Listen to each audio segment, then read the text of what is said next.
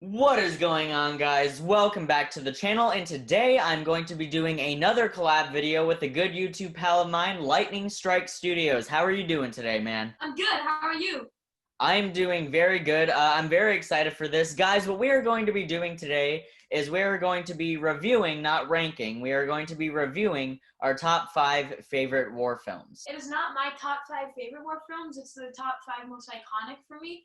Right. Not my top favorite, but it might be his top. It's your top 5 favorite, though, Yes, right? like we selected these 5 films, and they also just so happen to be my top 5 favorite war films.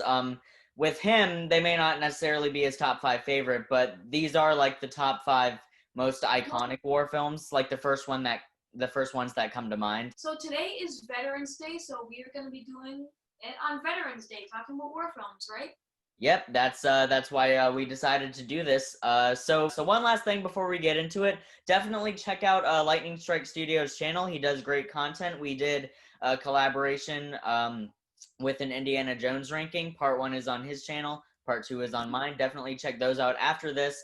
But without further ado, I say we should get into it. All right, so let's get into it, guys. The first film that we are going to be reviewing here is 1917. This was released in 2019, and it got a widespread release at the very beginning of 2020. So, before I give my thoughts on this film, since you are the guest of honor, I'm gonna let you give your thoughts on this film first. So, Lightning Strike Studios, tell us your thoughts on 1917. I did not see it until January 2020. I went to the movie theater to go see it, and I really liked it then. And then I just rewatched it the other day, and it was really good. So it's based off Sam Mendes's war story that his grandfather gave him about World War One, and it just sucks you in right from the start. So the film's all in one shot, and because of that, you feel like you're kind of a third wheel with the characters and like going through this war with them.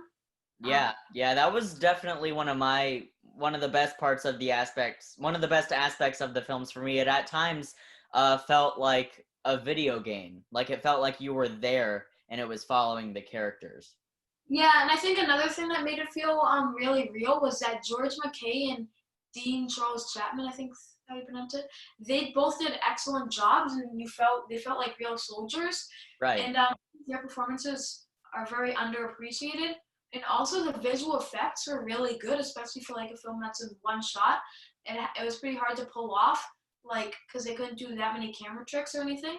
So since it was like all in one shot, it was pretty tricky to pull off some of the best visual effects, but then it ended up winning an Oscar for that. Yeah. It was extremely well done, and especially with that one shot thing, like for for just like a normal war film, visual effects can be quite a bit of a challenge, because when you make a war film, one of your main goals is to make it feel as realistic as possible, and if the CG isn't too convincing, it's going to take people out of it. And with this film, you have that just default difficulty when you're making a war film, but then it's also all in one shot, and trying to make convincing visual effects in a film that's all one shot is really difficult to do. And the fact that they did it as well as they did, there wasn't any moment in this film where I looked at it and I was like, oh, that's CG. Like, it all looks practical. I think it looked more real than any other film that's on this list, which is kind of spoiling my ranking. I agree. But I do agree with that. And I'm pretty sure there was I think there was only like really just maybe a couple VFX shots in this film. They did do a lot of this stuff practically. yeah, and I think practical effects can be more believable than like computer generated ones, because I feel like sometimes they can look too over the top and stuff, and it doesn't look as real. So something else I loved about the visuals was that it had like cloudy weather, which I thought was really good. It didn't look too sunny out or that pretty out. They made it look kind of cloudy on purpose. They filmed on a cloudy day on purpose, which I liked. Yeah, it was a very good way to set the tone. So the one shot thing, first off, it made it like feel more realistic and stuff because you felt like you were there. But at the same time, it looks like it wasn't too. I never thought the camera was too like shaky or anything. I don't know how to describe it, but I feel like the camera is still very steady, and like it was just very hard to pull off. And another thing with this film that I loved, it was super unpredictable. It makes you think one certain character is the main character when they really aren't. It has some very sad moments. It has some moments that you wouldn't expect would be in this film that ended up being in it. Mm-hmm. And Yeah, I yeah. There's thought, without spoilers, there is a scene in this film involving a. I'm just gonna say it involves a knife. That is just heartbreaking. Like every time, because I rewatch all of these films quite a bit. Not some of the later ones because they're just so sad, but this one I rewatch quite often because it is a very entertaining film. But there's one scene involving a knife that just every single time I tear up. it's actually super sad. I think even though you don't know the characters that well, because this film doesn't introduce the characters super well, I think it makes it all the sadder because you feel like you're just watching real people that you don't know like totally Yeah, well, and it just and kind of that was hints.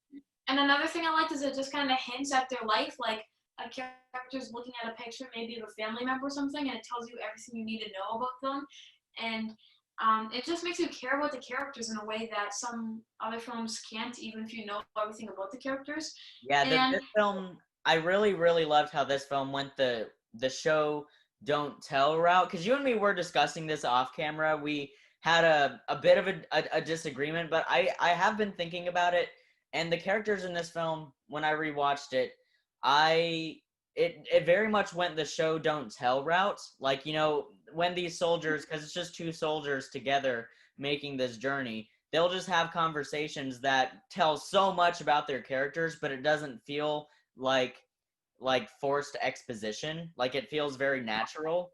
Yeah. So, and that credit really goes to their performances because both of these actors, I agree with you, super underappreciated performances. Like, one of them seemed to be a kind of better soldier and stuff. One of them seemed like they were a better soldier and better at like you know the war stuff.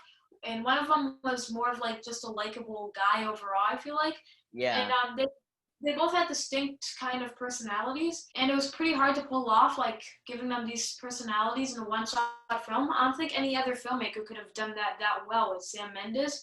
And yeah. another thing that made it feel super real was a background. Like there was people dying. There's a bunch of bodies in the background. They included so much in the production design that I thought really paid off, and it was shocking. Like there was a scene where someone puts his hand into like someone's gut, and Oh, they just yeah. include some things like those that are crazy, and but I like them so much. Yeah, and there's one scene towards the end of this film where one of the main characters has to step out into the battle before all the soldiers have deployed and just sprint down the front lines as a ton of bombs and just hellfires just dropping everywhere, and he just has to get to the end of the line. That was actually done all practically. If you looked at behind the scenes, all those bombs dropping, it was all practical, and the way it's all set up and the way the camera movements, the directing, I think this film is like perfectly crafted from a technical standpoint. Oh, I totally agree. Yeah, for instance, that scene where he's running across the battlefield and those people are not like knocking him over. I love how they just included that and didn't retake that scene. It made it feel all the more real. And I like when a filmmaker, when a movie's not 100% planned out, like they kind of include certain stuff. Mm-hmm. Yeah, My well, it's one of those happy accidents, like a blooper that happens, but it actually makes it better. I know exactly, and I thought that scene, like the scene where he's running, and then there's a few other scenes. I don't know, like when he's in the trenches and he like bumps into someone. Mm-hmm. There's so many scenes that I thought were completely well done. And then the score in this film, the music, I thought it was an amazing score. I don't think it should have won Best Original Score. I think that was right to go to Joker, but Right. if it wasn't the Joker, I thought this was the best score of 2019. It was so good. Yeah. And it didn't feel like the music added was too dramatic or anything. It didn't ruin the one shot. You still felt like you were with these characters, even with the music, because Mm-hmm. it just blended in perfectly. Yeah, yeah. A lot of people, a lot of just casual audience members, a lot of times don't pay as much attention to the score in a film or don't realize just how much a score can make you feel more. Like for example, the characters in this film, you like them so much because of, and you care about them so much because of the charismatic performances, but the score and some of the sad tunes that play over certain scenes make you it pulls the emotion out of you more effectively, makes you realize how much you care. And I forgot to say this earlier. One of my favorite scenes in this movie, and probably in any film on this list, is so one of the characters approaches some guy singing as like a bunch of soldiers are about to go off and like they think they're about to die, and so the soldiers like singing this song. It was super upsetting, but it was like a beautiful scene. It was like I love. It was gorgeous, yeah. So the last thing I want to say quickly is that it did feel a bit dull at times. For the one-shot thing, there were a few scenes where I thought could have been sped up a teeny bit, but still intrigued me and sucked me in more than most films can. So I am just going to go ahead and give this an A. I am not going to be giving every film on this list a grade, but I am going to give this one a grade because yeah. And just a little update here. In my original review of 1917, I believe I gave it an A-, but upon subsequent rewatches of the film, I am also going to give 1917 an A. I love this movie. Upgraded from last time. Great war film. So let's go ahead and get on to the second film on this list, which is Dunkirk. This was Christopher Nolan's take on the war genre. Came out in 2017.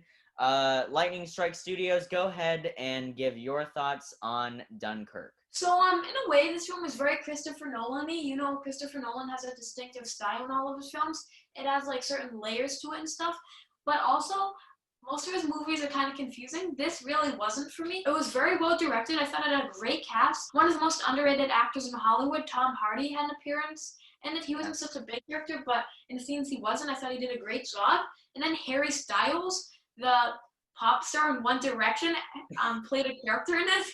And I'm surprised to say I actually enjoyed his performance. Sometimes some of these characters were a bit hard to tell apart, but that's a good thing because that's kind of how soldiers are in a way, right? Yeah, they're all like a united identity, all going in there together. It does, while the film is lacking in the like individual character department when it comes to, depth or growth, I will say that all the characters as a group, I saw them as a group, almost like a group of brothers going into war. And I'll use that to go into this next thing we'll talk about with this film. This film is it's Christopher Nolan, and it is very much focused on the action sequences. Yes, yes, I love the action sequences. Like there's a scene where someone's drowning and they have to get out of a airplane. I think it was an airplane, right? Yes. Yeah. So there's a character trying to get out of an airplane. I thought that scene was super well done, and then the dogfight scenes were very well done. I thought with Tom Hardy, again one of my favorite actors. Yeah, Tom Hardy is so underrated. Venom. And then this film also had great visual effects. Like it looked really pretty. The sky might have been a bit too colorful. I think it could have been a little bit darker, but I think that the visual effects were done really well, along with the cinematography. Like the angle that they shot these scenes in, I thought was done very well. All of Nolan's films, his style, if I had to sum it up into one word, would be spectacle. All of his films have this like grand, wide feel to them, very smooth feel to them. Not always when it comes to story, because a lot of his films are extremely confusing. But when it comes to visual style and directorial style, they all feel very like grand and just have this spectacle to them. Yeah, exactly. And I thought these scenes. So I think this film was very well directed. The scenes looked super accurate and stuff. But what it was lacking was story. I didn't think it had enough depth to it. I know it wasn't supposed to be like a movie with a lot of depth. I just kind of wish that it explored the characters a little more. I do agree with that. That's another discussion we had off camera. We had a little bit of a debate about it, and it is raw emotions. There aren't any raw emotions. There's no character development or anything. I know that's how the war was. But I just kind of wish I cared a little more for the characters, so I was more upset and like I felt more during certain scenes than I did. Yeah, it would have been. It's definitely not as emotionally impactful as, say, a film like 1917 was, or a few of the, I mean, the films sitting behind me. It's definitely not as emotionally impactful as all of the other films we're going to be talking about on this list. But as far as like a pure entertainment piece, I do find it very intriguing from that perspective alone. I think his capture of the tone and things like that, and putting these people in these situations, and I think the way it was helmed was so good. I really enjoy this movie. Yeah, lacking in the character department. But for me personally, because this is a film that we both do kind of disagree on. For me personally, it didn't matter to me as much. But I completely understand the criticism of the characters, because it can't really be disputed. It is kind of a fact. The characters in this film don't really have much to them. Well, the thing is, for me, I'm not that big of an action movie fan. Don't get me wrong. There's some like awesome action movies, but action scenes, like fight scenes, don't really interest me unless I actually care about the characters and unless it plays off well. Like this movie had great action. Don't get me wrong. I loved like the way they handled it. I just think that I would have been way more intrigued and invested in this film if the action like had payoff, if I knew what these characters were like if I knew more about them, if it had more emotional depth to it, I feel like I would have felt more intrigued into action. Because just watching people like shoot each other, it can be entertaining at times for sure, but it can also be very boring at times to me. Yeah, it makes the I do see what you're saying. The action scenes would have been much more investing if you cared about the people, because it would have made it more tense, because you're sitting there like gripping the edges of your seat hoping that these people you care about don't die. And when you don't really care too much about the characters, it's not as investing. Although, like I can't diss Christopher Nolan. The man is obviously a genius when it comes to filmmaking, and like Yeah. the way he did this film, even though it could have had more like emotional depth to it, I still thought that it was extremely well directed, and I am going to give it a B. Nice. Yes. I am going to give it a grade above that. I'm going to give Dunkirk a B+. Next film we are going to be talking about is Hacksaw Ridge. This was Mel Gibson's take on the war genre. It starred Andrew Garfield, who is actually one of my favorite actors. I love that guy.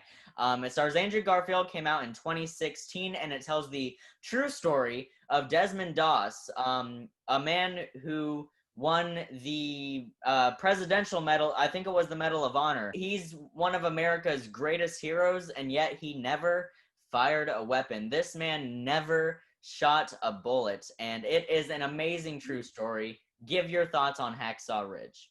So I know like Mel Gibson has had some controversy in the past due to like some comments he made, and like I'm not gonna defend him or anything, but I don't think people should diss this movie just because they don't like Mel Gibson, because Woody Allen and Roman Polanski also have had way worse controversies that don't get talked about.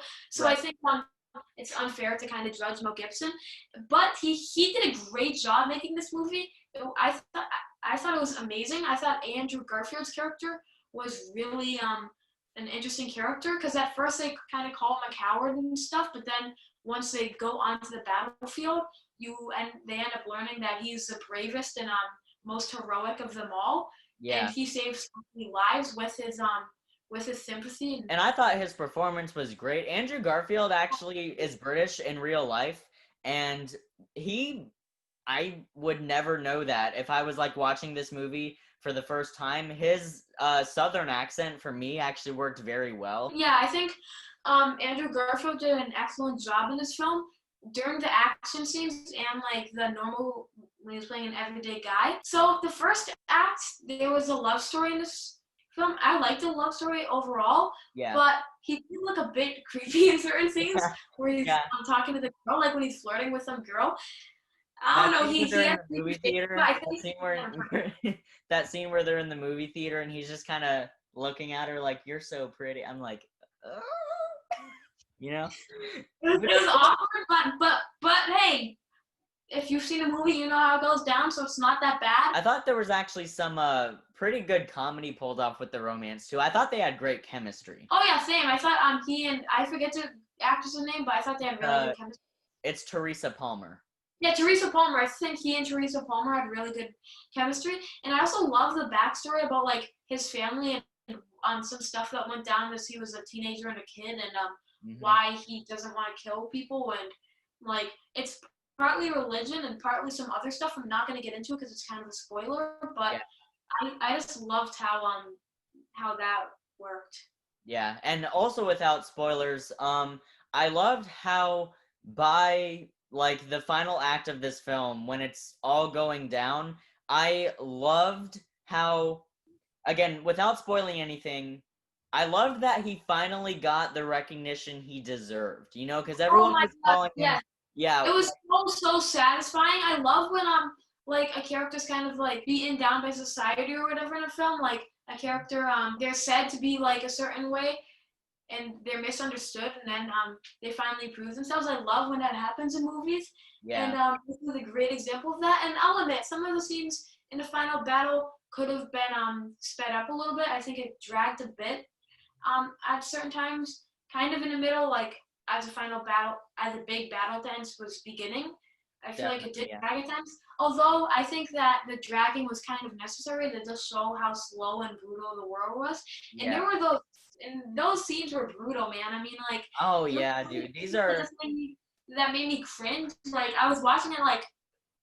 Yeah, yeah. Mel Gibson is definitely known for that. If you've ever seen like Braveheart or Passion of the Christ or Hacksaw Ridge, he's definitely known for having very violent scenes in these movies. But it's not unnecessary. Like it's not unnecessary in the least. Like with something like World War II, and specifically the battle that is portrayed in this film, this was one of the bloodiest battles of World War II, and it shows it. You know, this is definitely this is a hard R for sure when it comes to violence, and it was extremely effective and very disturbing. Like it really made me feel the fear that those soldiers must have been feeling. Same here for sure. But I do think Mel Gibson's most like dramatic performance of all time is definitely in Daddy's Home. I mean, like that was horrifying, man. Oh yeah, that was man, that's a horror film in my book. All right, guys. So yeah, go ahead and give your closing thoughts on Hacksaw Ridge. Oh, so my closing thoughts is a great movie. I think it's underrated in the sense that like it's very critically acclaimed, but people don't talk about it enough. I think it's one of the best films of the decade, definitely the best film of 2016. I thought that it was done extremely well from the first act all the way to the ending, and I'll admit the ending scene, I do wish they did a little something else with the ending, but that final shot was amazing. And then like they gave a little "Where Are They Now?"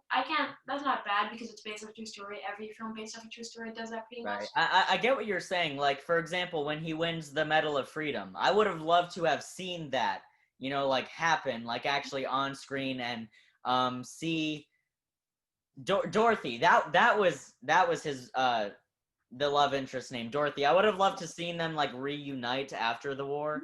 But either way, I still think it's an amazing film.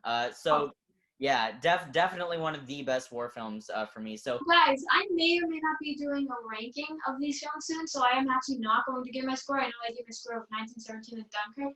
The rest I will not be giving my score on because I want the ranking to be somewhat of a mystery. So all I'm gonna say is that this was a fantastic film that I highly recommend, unless you can't handle violence.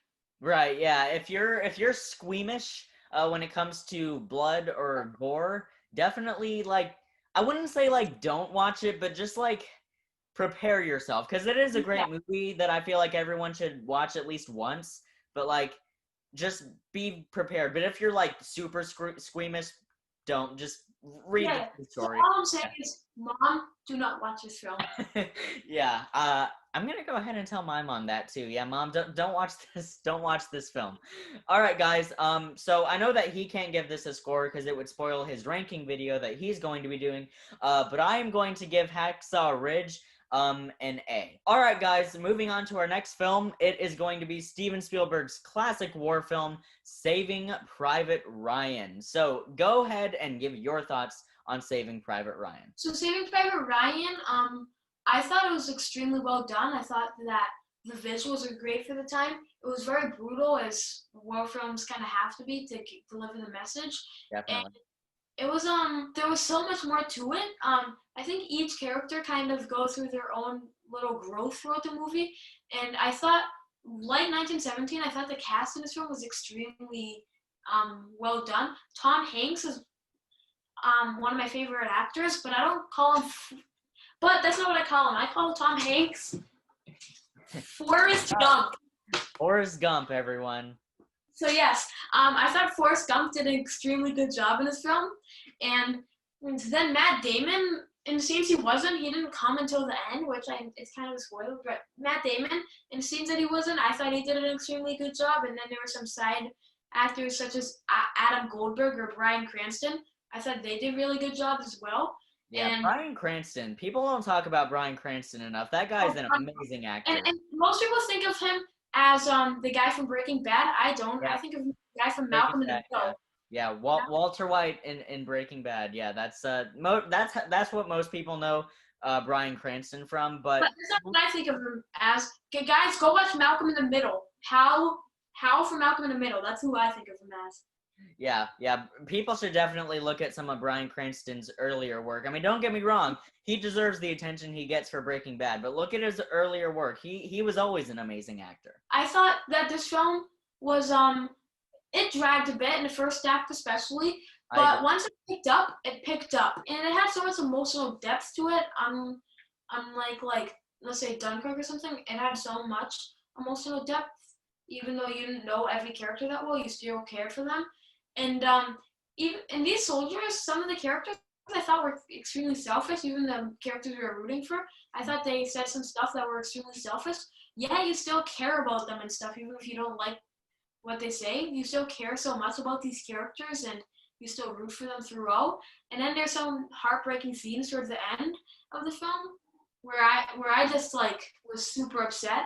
Yeah, there's a scene towards the end of this film where the audio just fades out and you just see the visuals of the stuff that is happening. And there's a shot of Matt Damon towards the end of this film that I'm just not going to forget. This brutal warfare is going on. The audio has faded out and you only hear the score. And Matt Damon's character, without spoilers, is just terrified. Like he's crying and he's holding his head. He's balled up and there's this bloodshed everywhere, this warfare. It was so effective. I know. Matt Damon, I think that he's an amazing actor. Most people think of him as Jason Bourne, but he has so much other great work besides that. I think he's one of I know I said a bunch of people in these movies are one of the best actors because a lot of them are amazing actors. And Matt Damon, I think that he's extremely underrated and one of the best actors in Hollywood today, of his generation. Yeah. And then Tom Hanks too. I was super upset by that scene where he had that face. And then there was a death scene towards the end. Not the one most people were probably thinking of. Another one that also involves a knife that I got really upset by. And but then the ending scene where a certain character says a certain thing, and the final scene in the film. Yeah. I thought that scene was super sad, but also happy at the same time in a way. So Saving Private Ryan is one of the most emotionally resonant war films for me. It's definitely up there with this last film we are going to be talking about. So with all that said, I'm going to go ahead and grade Saving Private Ryan. I'm going to give this film an A+. The only problem I have with it is there are a couple of pacing issues in the first act, but when I think about it, I wouldn't want any of those scenes to necessarily be removed. I just think they could have moved a little bit quicker. We are going to go ahead and move on to the last film we are going to be talking about on this list, which is Schindler's List. Go ahead and give your this movie's too devastating. Sorry, guys.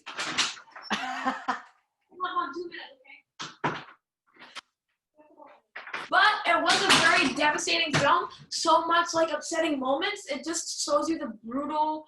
Like every other film shows you how brutal the wars were. This shows you how brutal the Holocaust was, and Yeah. like how awful these Nazis were. And there were just so many scenes that just made me like Yeah, dude, this just so film, freaking sad. Schindler's List, for me, Schindler's List is like the most like emotionally devastating film on No, in this video. This film, like Spielberg, like this film is so like you can tell it's a Spielberg film, but like it's so at the same time it feels so separate from all of his other films. tragic too. It's like it, most of his films have like happiness to them, and this one has happiness to it, like from some of the stuff that ends up going down. But there were so many so tragic, like graphic scenes where you just see how awful the Holocaust was and see certain aspects to it. And there was one scene that involved an old man that was just doing what he was supposed to be doing, and Mhm. then they just don't like what he was doing, and then you know what Yeah, happened. It's so freaking sad.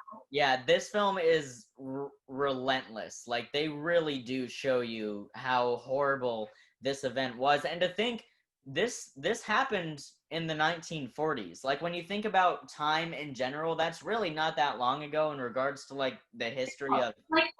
Like there's people alive right now Yeah, that were alive during that time. Our grandparents, like we probably both, me and you have had grandparents at one point that have been alive during this. yeah, grandparents and great grandparents. There's still Holocaust survivors today that I know, are I very know, old. and like I this is probably a kind of far fetched dream. I kind of want to meet one of them someday, but Yeah, they're all like, and I, but this is, it's funny to think that I think what 60, 70, 80 years from now, people are going to be talking about us and like what's going on with the coronavirus right now. yeah, Um, there'll be movies about how that went down, and yeah. like people are going to be, how It's could they really survive that? Yeah, it's really interesting when you put it into perspective like that. Like coronavirus and the Holocaust, like they're not even on the same level. We're experiencing something right now that's going to be remembered for generations that we don't think is going to be remembered like at the moment. We don't really imagine it like that. It's just our everyday life right now. Yeah. But back then, it was kind of a lot of people with everyday life back then. But look at how awful it was looking back. You know what I mean? Yeah, and this film's depiction of it is, I mean, we've already said this, but it is just so brutal. They really don't hold anything back.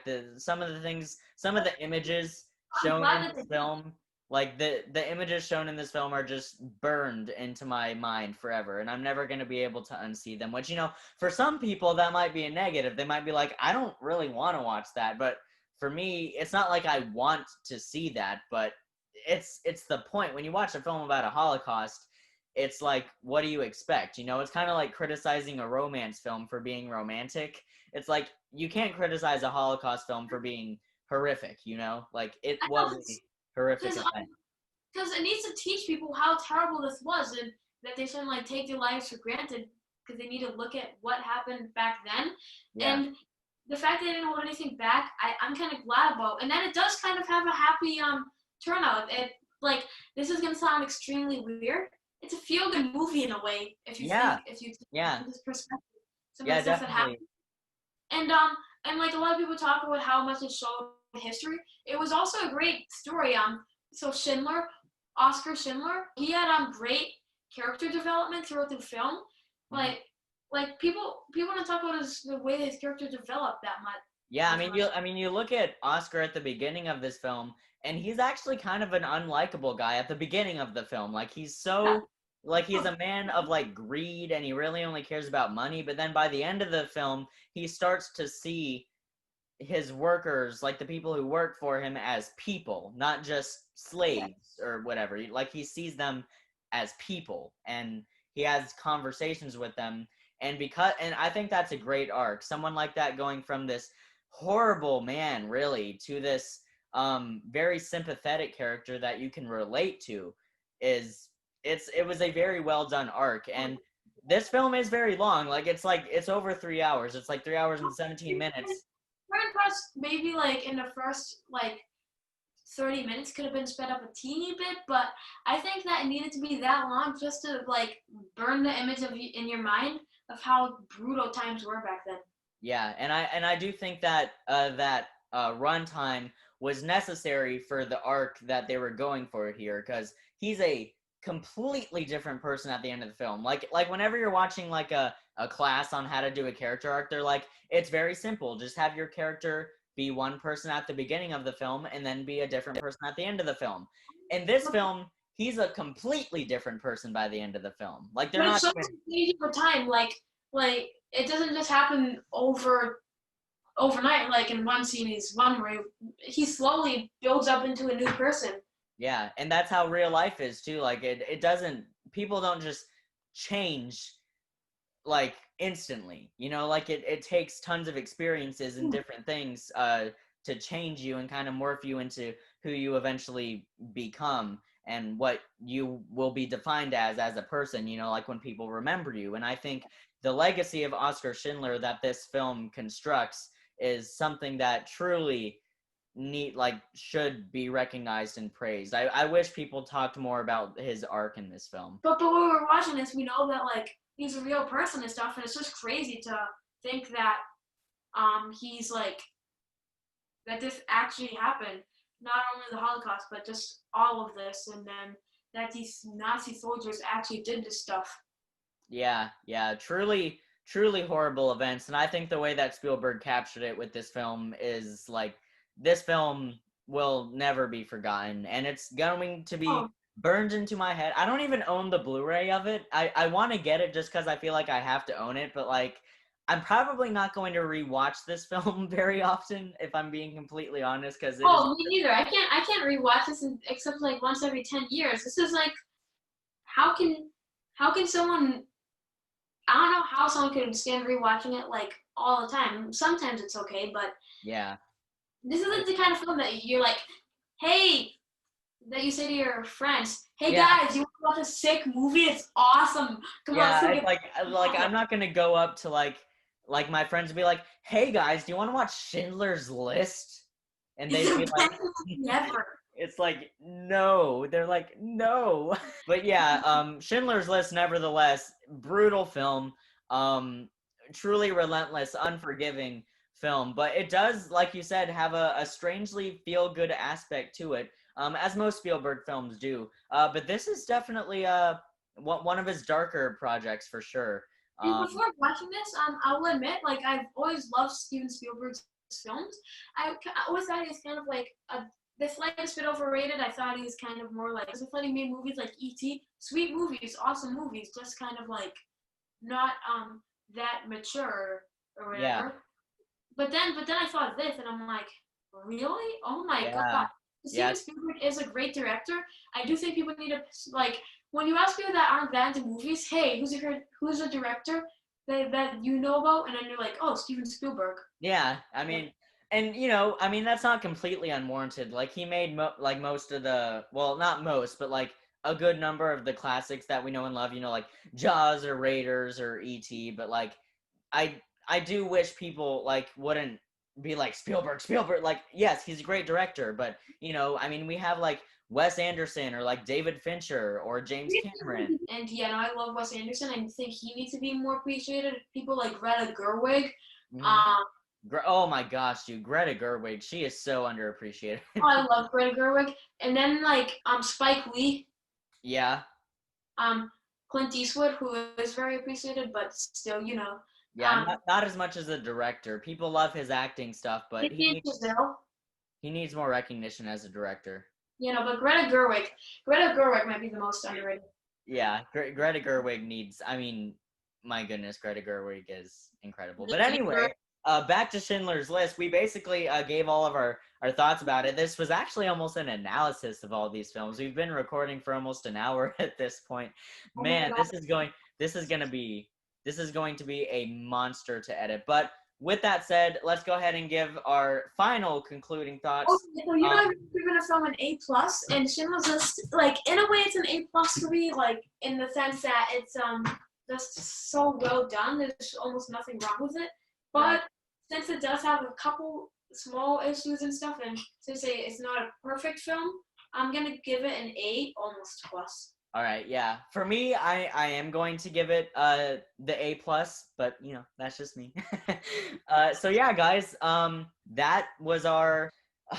I want to call it review, but we've been recording for almost an hour, so depending on what I edit this down to, it may have been analysis of all of these films. But either way, you guys know our thoughts on all of these films now. Go ahead and let us know your thoughts on these films down in the comments. We are curious to hear your thoughts because a lot of people do have conflicting views over a lot of these movies. So yeah, guys, thanks so much for watching this video. It really does mean a lot. And Lightning Strike Studios, do you have any closing comments you'd like to say? So later today, I may or may not be putting up a ranking of these films. Nowhere near as long. It may be a live stream, and it may be a YouTube video. You guys will see. And keep writing, keep shooting. No, no, that's my phrase. Oh my god. Keep writing, keep shooting, and keep editing. Well, he left. Yeah, he left the Zoom. That is my phrase. All right, if you're watching Lightning Strike Studios, that's my phrase, okay? Thanks so much for watching, guys. It really does mean a lot. I'll see you in the next video. And until then, keep writing, keep shooting, and keep editing.